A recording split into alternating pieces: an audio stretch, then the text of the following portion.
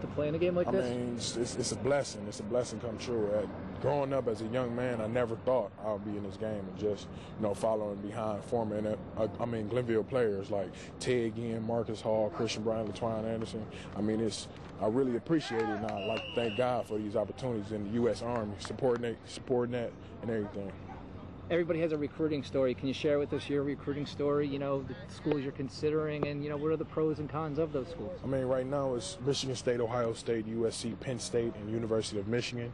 That's my top 5. I visit Michigan State and Ohio State. Through those 2 schools, it's hard to say, really, because they both love me. I love them both, and, they both showed great interest. And I mean, when I went to the visits, it was really lost for words because the atmosphere was great and the coaches were great, the players was great and all that. And, a couple of Glenville players go to Ohio State, so it really felt like another home.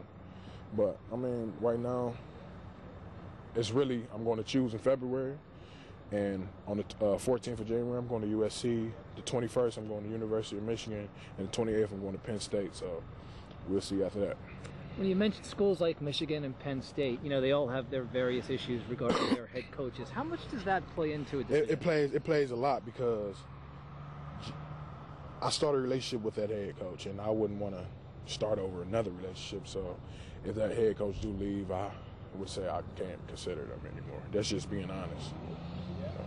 One final thought. For the school that you do eventually play for those fans, what kind of game are you going to bring to the field? Toughness, hard work, and just, I got to represent myself, represent my community, people that's going behind me. Got to represent that and represent Cleveland, Ohio.